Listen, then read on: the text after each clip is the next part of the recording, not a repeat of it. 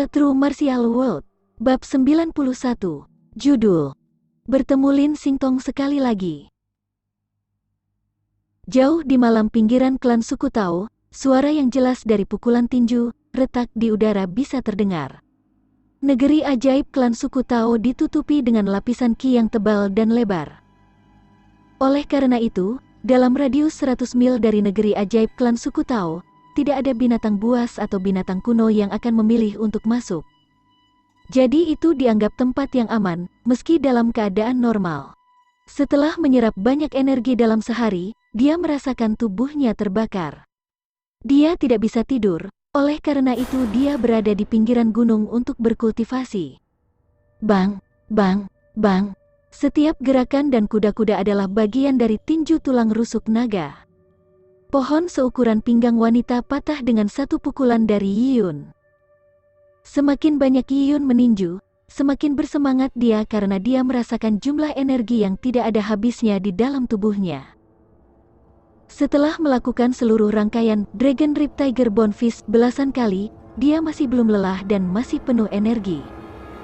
Di masa lalu ketika ia berada di gunung belakang klan suku Lian, Yiyun akan merasa lelah setelah melakukan tinju tulang Rip Tiger Naga sekitar 5 kali. Tapi hari ini, dia bisa melakukannya terus-menerus. Saat Yiyun berlatih tinju tulang naga Rip Naga, dia bisa merasakan kristal ungu di tubuhnya berdenyut dengan setiap detak jantung. Setiap denyutan memungkinkan kristal ungu menyerap lingkungan bumi surga Yuan Qi. Yiyun menyadari bahwa surga bumi Yuan Qi di klan suku Tao jauh lebih padat daripada gunung belakang klan suku Lian.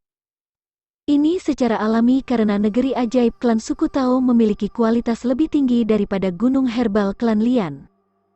Dengan Heaven Earth Yuan Qi yang lebih tebal, Yiyun bisa merasakan energinya mengisi lebih cepat, memberinya kenyamanan yang luar biasa. Jadi negeri ajaib memiliki efek magis. Yiyun akhirnya menyadari bahwa kultivasi di negeri ajaib kelas tinggi memiliki efek pengganda. Dan ini hanya klan suku Tao, yang merupakan suku berukuran sedang di hutan belantara yang luas. Jika dilihat dari perspektif jantung kerajaan suci Tai'ah, skalanya adalah desa pedesaan dan tidak ada yang perlu diperhatikan. Jika itu adalah kota besar kerajaan surgawi Tai'ah, atau tempat pelatihan pangkalan Jin Longwei, atau bahkan kota kekaisaran kerajaan, tidak terbayangkan bagaimana rasanya berkultivasi di sana. Dalam lingkungan dengan surga bumi Yuan Qi yang padat, dengan setiap kultivasi, Yiyun telah memasuki keadaan tanpa hukum, tanpa bentuk, tanpa kekosongan, tanpa aku. Itu adalah keadaan magis seolah-olah dia mencoba menangkap sesuatu. Itu tampak seperti pemikiran tetapi juga pemahaman. Itu pasti penting. Tapi setiap kali Yiyun hendak menangkapnya, itu akan lolos. Apa itu? Yiyun mengejar pikiran itu tetapi gagal berkali-kali. Itu sampai pada titik kelelahan, dan tiba-tiba, dia bangun dari keadaan seperti trans.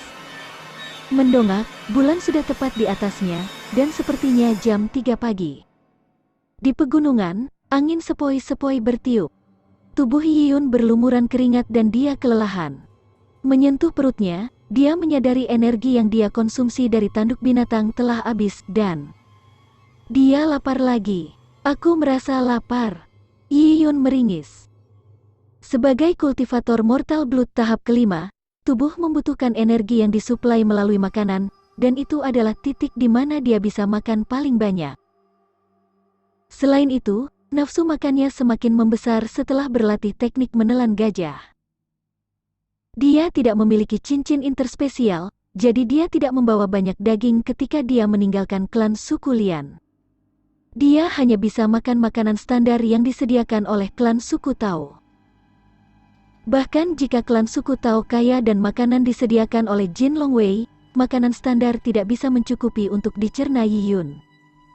Jika ada sapi panggang di depannya, Yiyun merasa bisa menelan semuanya.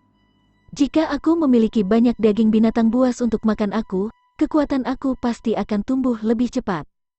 Saat Yiyun memikirkannya, dia melihat sekelilingnya yang telah berubah menjadi berantakan.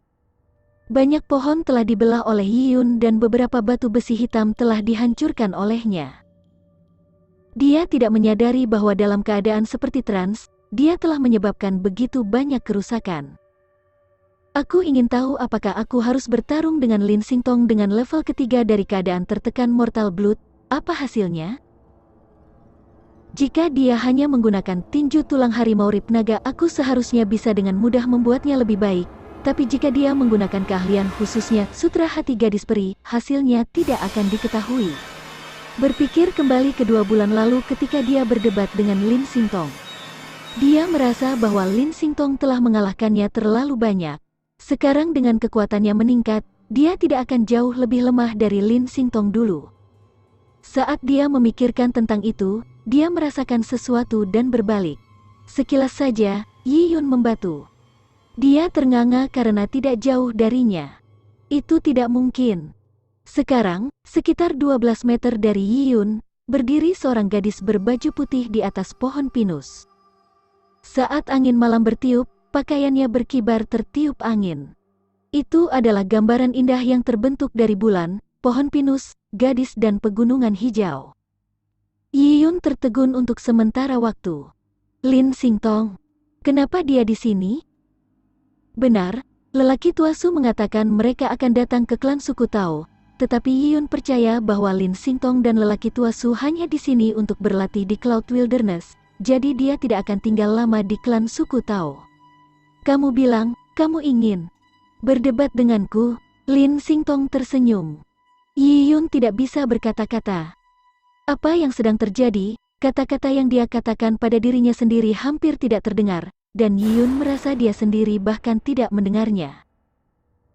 Indra macam apa yang dia miliki untuk mendengarnya? Tiba-tiba muncul di hadapannya di malam hari dengan mengenakan pakaian putih yang terlihat seperti hantu. Yi Yun hanya mengkhawatirkan dalam pikirannya ketika dia memutuskan sebagai seorang pria, hantu cantik yang muncul di depannya adalah berkah.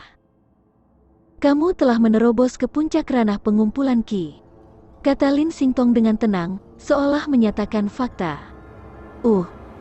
Yi Yun tertegun untuk sementara karena dia merasa dia tidak bisa menyembunyikan apapun dari Lin Xingtong. Bahkan mungkin Lin Xingtong melihatnya menerobos selama penyisihan pemilihan kerajaan. Kapal terbang itu. Yi Yun tiba-tiba teringat bahwa ada kapal terbang di langit selama penyisihan pemilihan kerajaan. Yi Yun awalnya mengira itu adalah seseorang seperti hakim, dan tidak memperhatikan. Mungkin Lin Xingtong ada di dalamnya.